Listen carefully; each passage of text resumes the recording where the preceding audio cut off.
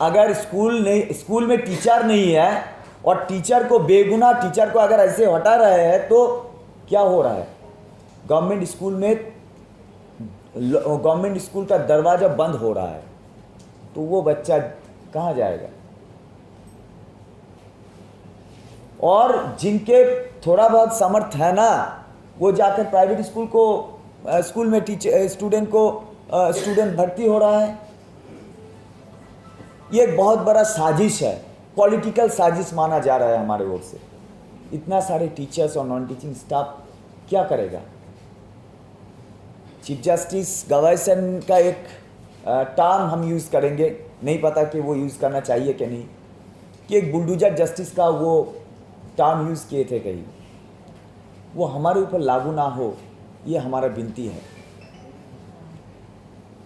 क्योंकि हम निर्दोष है। किसी भी तरह का इन्वेस्टिगेशन हमें हो, 15,400 टीचर, वो इन्वेस्टिगेशन किसी भी तरह, हमें फांसी पे लटका दीजिए, कोई दिक्कत नहीं।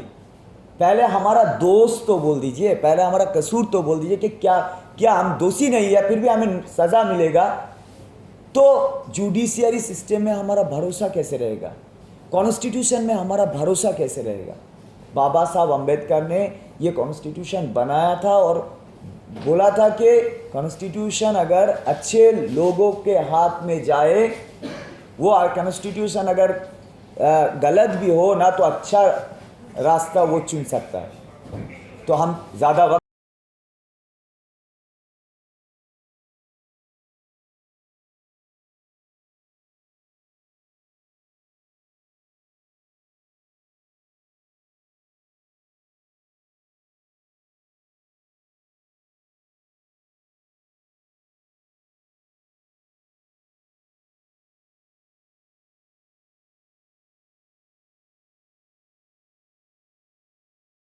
जुड़े हुए हैं।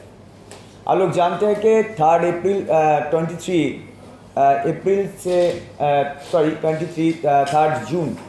जुलाई हम रामलीला मैदान में एक धरना कंटिन्यू कर रहे हैं और 25 को हमारा ये लास्ट एजिटेशन है। अभी जब हम आने ही वाला था, तब बहुत सारा हमारा टीचर्स इन प्रेस कॉन्फ्रेंस में हिस्सा लेने के लिए आ रहा था और आ रही भी थी, लेकिन पुलिस ने उनको रोका कि हम रामलीला छोड़कर नहीं आ सकता, क्योंकि वहाँ के लिए हमारे परमिशन है। ऐसा क्यों हुआ हम नहीं जानते कि यहाँ आने के लिए और यहाँ एक प्रेस कॉन्फ्रेंस के लिए भी हमें वहाँ से यहाँ आने के लिए परमिशन लेना पड़ेगा। हमें नहीं पता कैसे हुआ ये, क्योंकि we are the citizens of India and हमें सभी जगह इंडिया के हर जगह जाने का अधिकार है। लेकिन हमें रोका क्यों गया है ये अभी तक हम नहीं पता, क्योंकि वहाँ एक एजुकेशन चल रहा है तो चल रहा है। यहाँ पे थोड़ी ना हम युद्ध करने के लिए आए हैं। हम तो हमारा जो डिमांड है, जो हमारे साथ इंजस्टिस हुआ है, वो तो आप लोगों के सामने रखने के लिए आया है। तो हमें रोकने का कोई मकसद था नहीं, फिर भी रोका गया। तो मजबूरन हमारा सारे टीचर्स आ नहीं पाया और आ नहीं पाई। तो क्या करें, अभी जो टीचर्स हम यहाँ पे हैं और जो गेस्ट हमारे यहाँ आए हैं हमारे जो इन्विटेशन को लेकर, तो सभी को हम दोबारा क्रांतिकारी सलाम करते हैं, क्योंकि आप हमारे बीच में आए, हमारा जो प्रॉब्लम है वो सुनने के लिए। एक्चुअली हुआ ये था, हमारा जो प्रॉब्लम है ये आप लोगों को थोड़ा बताना चाहते हैं। तो आप लोग बहुत कुछ इनमें जो हम बोलेंगे बहुत कुछ आप समझ जाएंगे। और ये कॉन्फ्रेंस के बाद आप लोगों के मन में भी बहुत सारे सवाल आप लोगों के मन में भी आएगा, लेकिन उनका जवाब ना हमारे पास है ना आप लोगों के पास शायद ही होगा। और हमें नहीं पता कि दोबारा इस सवाल का जवाब हमें मिलेगा कि नहीं। न्यूज़ में आपने पढ़े होंगे कि 26,000 टीचर्स और नॉन टीचिंग स्टाफ का नौकरी चला गया। वो लोग सभी लोग गवर्नमेंट एम्प्लॉय थे, गवर्नमेंट टीचर्स और नॉन टीचिंग स्टाफ था। जैसे जो लोग 7 साल से नौकरी कर रहा था, 7 साल से, 7 साल के नौकरी करने के बाद उन लोगों का नौकरी चला गया। किस वजह से? हाईकोर्ट, कोलकाता हाईकोर्ट में एक मामला, एक केस दर्ज किया गया कि ये जो प्रोसेस था वेस्ट बंगाल गवर्नमेंट का, इनमें कुछ भ्रष्टाचार किया है कुछ नेता लोग। किसी टीचर के पास कुछ रुपया नेता लोग ने लिया और उन लोगों को इलीगल तरीके से नौकरी दिया गया। फिर उनमें जस्टिस था, उन बेंच का जस्टिस था अभिजीत गंगोपाध्याय, जो अभी बीजेपी का एमपी है। और उस केस में एक लॉयर्स जो उन मुद्दा को उठाया था, उनका नाम था विकास रंजन भट्टाचार्य। वो सीपीएम का राज्यसभा का एमपी हुआ करता था, जानते हो। फिर वो केस को एक्सेप्ट किया गया 3 साल के बाद, और 3 साल के बाद केस को एक्सेप्ट किया गया और बोला गया कि इनमें सीबीआई इन्वेस्टिगेशन होना चाहिए। वो रीट एक्सेप्ट हुआ, उनमें सीबीआई इन्वेस्टिगेशन किए, और सीबीआई पूरा इन्वेस्टिगेशन करने के बाद सीबीआई ने फाइनल रिपोर्ट दिया। सीबीआई ने रिपोर्ट दिया कि इन टोटल जो रिक्रूटमेंट है, इनमें 8.5 पॉइंट इलीगलिटीज है 9-10 लेवल का टीचर में, 14.47 का इलीगलिटीज है 11-12 लेवल के टीचर्स में। और इन पूरे पैनल में 92 और 86% टीचर्स है और नॉन टीचिंग स्टाफ है जिनके खिलाफ कोई एलिगेशन नहीं है, सिंगल वन एलिगेशन नहीं है इनके खिलाफ। कोई भी भ्रष्टाचार का साथ इसका कोई लेना देना नहीं है। फिर भी वो केस जब सुप्रीम कोर्ट हाई कोर्ट में आया, तो हाई कोर्ट ने बोला कि ठीक है, जिन लोगों के खिलाफ एलिगेशन है उनको निकाल दो। स्कूल सर्विस कमीशन वो उनका जो रूल्स है 17C उनको लागू किया, और लागू करने के बाद उन लोगों को मतलब टर्मिनेट करने का प्रक्रिया शुरू किया। लेकिन फिर जिन लोगों को टर्मिनेट किया जा रहा था वो सुप्रीम कोर्ट आया। पहले डिवीजन बेंच में आया, वो हार गए। फिर सुप्रीम कोर्ट में आया बेला त्रिवेदी के बेंच में, जो अभी हाल ही में वेस्ट बंगाल का जो राज्यपाल जो चुना जा रहा है, ऐसे सुना हमने, पेपर में भी देखा। तो फिर भी हुआ ये कि दोबारा वो केस को लेकर सुप्रीम कोर्ट में आया बेला त्रिवेदी के बेंच पर, और बेला त्रिवेदी ने कहा कि एक स्पेशल बेंच हम हाई कोर्ट में बना रहे हैं, और वहाँ जाकर अपना ये जो प्रॉब्लम आपने कहा, ये जिन लोगों के खिलाफ एलिगेशन देकर जिनका नौकरी जा रहा था, मतलब वो according to verdict of high court वो टेंटेड टीचर के नाम से जाना जा रहा है। और हम लोग जो अनटेंटेड टीचर्स है जिनके खिलाफ कोई एलिगेशन है नहीं, तो हम लोग को किसी भी जगह पे पार्टी नहीं हुए थे, कोई भी कोर्ट पे नहीं गए थे। फिर दोबारा हमने वो सुप्रीम कोर्ट में आया, तो सुप्रीम कोर्ट ने एक स्पेशल बेंच बनाया और उसे दोबारा हाई कोर्ट में भेज दिया। हाई कोर्ट ने क्या किया, हाई कोर्ट ने कहा कि वो बेंच बनाओ और 6 महीने के अंदर इनका सॉल्व करो। फिर जब लोकसभा के इलेक्शन आया, तभी जो लोग के खिलाफ कोई एलिगेशन था नहीं, 92 और 86% टीचर्स और non teaching staff, high court ने पूरा पैनल कैंसिल कर दिया। तो हमने सुप्रीम कोर्ट में आया, सुप्रीम कोर्ट ने हमें स्टे दिलाया चंद्रचूड़ सर के बेंच में। फिर दोबारा वो गए संजीव खन्ना सर के इजलास में, जो कि तब का चीफ जस्टिस हुआ। वहाँ का मेन मुद्दा ये था कि सेग्रीगेशन हो सकता है, कौन टेंटेड है कौन अनटेंटेड है, सेग्रीगेशन हो सकता है, तो उस पर बहस हुआ। फिर वो क्या क्या एक जजमेंट बनाया। हम लोग हम भी कॉन्फर्म थे कि हमें कुछ नहीं हो सकता। क्यों? क्योंकि हमारे खिलाफ कोई एलिगेशन ना सीबीआई दिया, हमारे खिलाफ ना कोई एलिगेशन बाग कमेटी, एक कमेटी भी बनाया गया था कोर्ट, हाई कोर्ट ने, बाग कमेटी, वो भी नहीं दिया। तो फिर जिन लोगों के खिलाफ एलिगेशन है, वो एलिगेशन एलिगेशन नहीं, वो प्रूव है। किसने दिया? सीबीआई ने दिया था, क्योंकि वो पैनल का हर ओएमआर से लेकर शुरू से लेकर सब मेटा डेटा, हैश वैल्यू, सारे जो फॉरेंसिक टेस्ट था वो कर लिया था।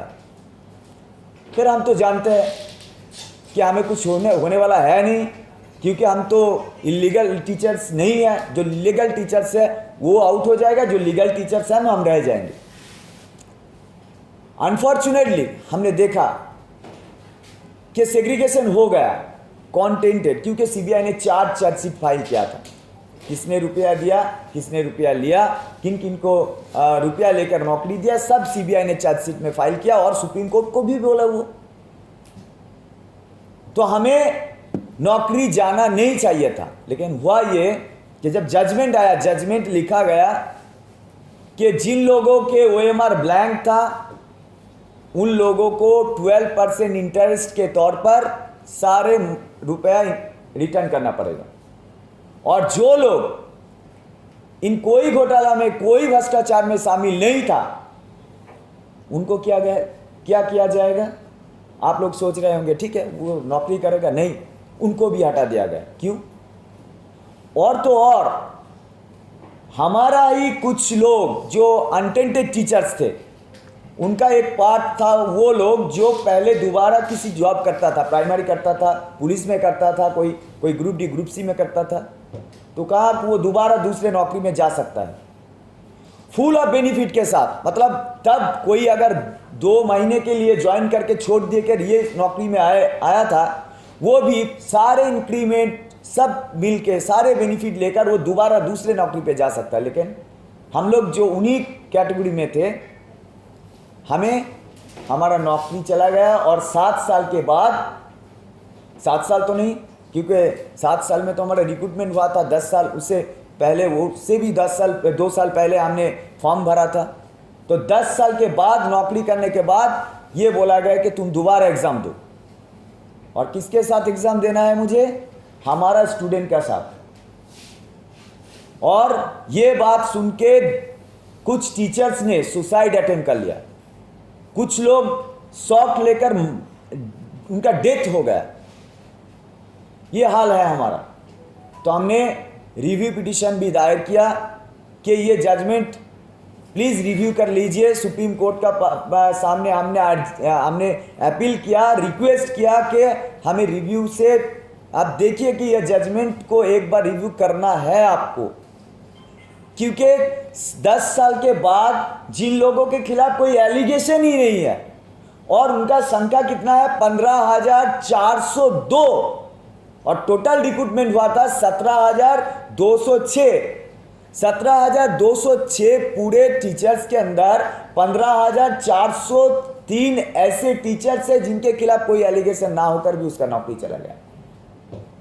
5,000 ऐसा ग्रुप डी और ग्रुप सी का स्टाफ है जिनका नौकरी चला गया, लेकिन उनके खिलाफ कोई एलिगेशन ही नहीं है। क्या कहा गया कि सुप्रीम कोर्ट ने ऐसा जजमेंट दिया कि ऐसे इनमें भी तो कोई हो सकता है। आप बोलिए, शक के तौर पर कोई जजमेंट हो सकता है? शक के तौर पर कोई जजमेंट तो हो नहीं सकता कि एजम्पशन किया कि इनमें भी कुछ हो सकता है। जैसे हम लोग शॉक्ड हो चुके हैं। तो ये हाल है हमारा।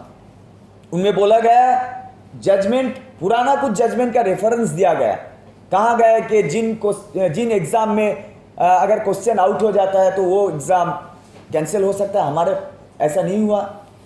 कुछ जजमेंट का रेफरेंस दिया गया कि अगर अथॉरिटी कुछ गलती करता है उनका सजा हमें नहीं मिलना चाहिए, फिर भी हमें मिला। तो अथॉरिटी कोई गलती करता है तो वो गलती हमारा है क्या? तो ऐसा जजमेंट आया। हमने वो जजमेंट को दोबारा पुनर्विवेचन करने के लिए रिक्वेस्ट किया गया, लेकिन जी नहीं, अभी पेंडिंग है। हमें नहीं पता कि क्या होगा, लेकिन आप लोग ये जान लीजिए कि हम लोग मर जाएंगे ना। अभी से सुसाइड अटेम्प्ट हो चुका है बहुत सारा। और भी देखिए, सोमा दास नाम के एक कैंडिडेट जो अनसक्सेसफुल कैंडिडेट था हमारे केस में, वो कैंसर पेशेंट था, तो हाईकोर्ट ने कहा ठीक है, इसके ह्यूमैनिटेरियन ग्राउंड में इनको नौकरी दिया जा रहा है। अनसक्सेसफुल कैंडिडेट को ह्यूमैनिटेरियन ग्राउंड में उसे नौकरी दिया गया। लेकिन कैंसर तो कोई किसी एग्जाम का क्वालिफिकेशन नहीं हो सकता। अकॉर्डिंग टू कॉन्स्टिट्यूशन अगर देखा जाए तो सरकारी नौकरी मिलने का एक ही मकसद है, एक ही वो है क्वालिफिकेशन।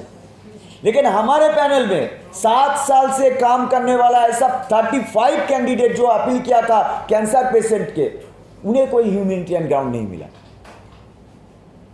जो अनसक्सेसफुल कैंडिडेट था उसे ह्यूमैनिटेरियन ग्राउंड से लेकर अनसक्सेसफुल ग्राउंड माने कैंडिडेट होकर भी उसे नौकरी दिया गया, और 7 साल से बिना कोई दोष किए हुए उन्हें क्या किया गया, उन कैंसर पेशेंट का एसएलपी डिसमिस किया गया। ऐसा कैसे हो सकता है? बहुत सारे ब्लाइंड कैंडिडेट हैं, बहुत सारे डिसेबल कैंडिडेट हैं, बहुत सारे सिंगल मदर्स हैं जिनके खिलाफ कोई एलिगेशन ही नहीं है। तो कैसे जा सकता है ये नौकरी? आप जानते होंगे कितने सारे टीचर्स का नौकरी जाने के वजह से बहुत दिन से वेस्ट बंगाल में टीचर रिक्रूटमेंट नहीं होता है। सरकार एक ऐसा भ्रष्टाचार गवर्नमेंट है, ऐसा घोटाला करने वाला गवर्नमेंट हुआ क्या है कि वो टीचर्स किसी में रिक्रूटमेंट नहीं किया गया। 2011 के बाद 2019 में रिक्रूटमेंट किया गया। 8 साल के बाद एक ऐसा स्कूल, आपको ज्यादातर ऐसे स्कूल मिलेगा जहां 3000 स्टूडेंट है और टीचर है से 5-6। ये हाल है हमारा सरकारी स्कूल का।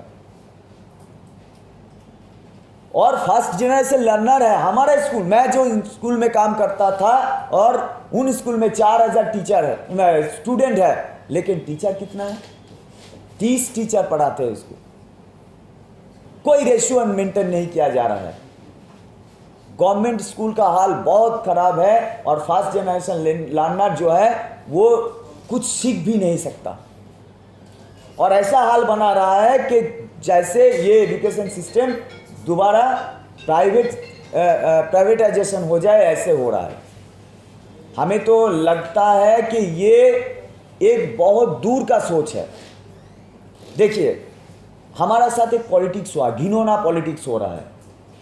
2016 वेस्ट बंगाल का चुनाव है। वेस्ट बंगाल में 26 का चुनाव, 26,000 टीचर्स और नॉन टीचिंग स्टाफ को बलि का बकरा बना के तो नहीं हो रहा है। सीपीएम का साथ बीजेपी का, बीजेपी का साथ तृणमूल का, आपस का पॉलिटिकल जो झगड़ा, पॉलिटिकल मसला है, वो रास्ता में दिखा सकता है। लेकिन बेगुनाह टीचर और नॉन टीचिंग स्टाफ को बलि का बकरा बना के ये चुनाव लड़के वो दोबारा कोई आपस का जो पॉलिटिकल जो झगड़ा है, लड़ाई है, उसको वहाँ पे स्टेब्लिश करना चाह रहा है। एनईपी है, आपने जानते हो कि नेशनल एजुकेशन पॉलिसी भी लागू किया गया है, तो उनमें भी बहुत सारे प्राइवेटाइजेशन का बहुत सारे मुद्दा वहाँ पे है कि पूरा एजुकेशन सिस्टम ही शायद उनमें लागू हो गया तो प्राइवेटाइजेशन हो जाएगा। तो हम अगर स्कूल में टीचर नहीं है और टीचर को, बेगुनाह टीचर को अगर ऐसे हटा रहे हैं तो क्या हो रहा है? गवर्नमेंट स्कूल का दरवाज़ा बंद हो रहा है, तो वो बच्चा कहाँ जाएगा? और जिनके थोड़ा बहुत समर्थ है ना, वो जाकर प्राइवेट स्कूल में स्टूडेंट भर्ती हो रहा है। ये एक बहुत बड़ा साजिश है, पॉलिटिकल साजिश माना जा रहा है हमारे ओर से। इतना सारे टीचर्स और नॉन टीचिंग स्टाफ क्या करेगा? चीफ जस्टिस गवाईसन का एक टर्म हम यूज़ करेंगे, नहीं पता कि वो यूज़ करना चाहिए कि नहीं, कि एक बुलडोजर जस्टिस का वो टर्म यूज़ किए थे कहीं, वो हमारे ऊपर लागू ना हो, ये हमारा विनती है। क्योंकि हम निर्दोष है। किसी भी तरह का इन्वेस्टिगेशन हमें हो, 15,400 टीचर, वो इन्वेस्टिगेशन किसी भी था, हमें फांसी पे लटका दीजिए, कोई दिक्कत नहीं। पहले हमारा दोस्त तो बोल दीजिए, पहले हमारा कसूर तो बोल दीजिए कि क्या हम दोषी नहीं है, फिर भी हमें सज़ा मिलेगा। तो जुडिशियरी सिस्टम में हमारा भरोसा कैसे रहेगा? कॉन्स्टिट्यूशन में हमारा भरोसा कैसे रहेगा? बाबा साहब अम्बेडकर ने ये कॉन्स्टिट्यूशन बनाया था और बोला था कि कॉन्स्टिट्यूशन अगर अच्छे लोगों के हाथ में जाए, वो कॉन्स्टिट्यूशन अगर गलत भी हो ना, तो अच्छा रास्ता वो चुन सकता है। तो हम ज़्यादा वक्त नहीं लेंगे, हमारे बहुत गेस्ट यहाँ पे आए हैं, हमें उनका मूल्यवान वक्त बोलने के लिए। हमने बस ये बोलना चाहता कि कॉन्स्टिट्यूशन और जुडिशियरी पे हमारा भरोसा है, सुप्रीम कोर्ट पे हमारा भरोसा है कि हम रिव्यू पिटीशन जीत जाए, क्योंकि दोषी को सज़ा मिले, ये लॉ होना चाहिए। निर्दोष निरपराधी जो इनोसेंट है उन्हें सज़ा मिल जाए, उनका नौकरी चला जाए, उनका लाइवलीहुड छीन लिया जाए, तो सच में बहुत बुरा होगा हमारे साथ। बहुत सारे टीचर्स, बहुत सारे नॉन टीचिंग स्टाफ वो अभी से सुसाइड करना शुरू कर दिया, तो लाशों का तो ढेर लाश पड़ जाएगा ना वहाँ पे। और एजुकेशन सिस्टम का क्या होगा जो बंगाल में अभी हो रहा है? आप सभी के सामने हमने पूरा फैक्ट रख दिया। हम बंगाली है तो हमारा लैंग्वेज भी थोड़ा प्रॉब्लम हो भी सकता है, लेकिन ये तो सच है कि आप लोग थोड़ा बहुत समझ भी गए होंगे। तो अब हमारा ये जो मुद्दा है, हम मेरे को बताइए, स्टेट गवर्नमेंट आपके लिए स्टेट गवर्नमेंट भी एक रिव्यू पिटीशन दर्ज किया, लेकिन उनका स्टैंड क्या होना चाहिए? उनका स्टैंड होना चाहिए जो अनटेंटेड टीचर्स है, जो अनटेंटेड नॉन टीचिंग स्टाफ है, सब उसके लिए। लेकिन वो उसका गवर्नमेंट का जो नेताओं है वो 8% और 14% जो टीचर्स इलीगल तौर से रिक्रूटमेंट हुआ है, वो तो रुपए के बल में हुआ है ना, वो तो रिश्वत देकर हुआ है ना, तो उनके खिलाफ होना चाहिए।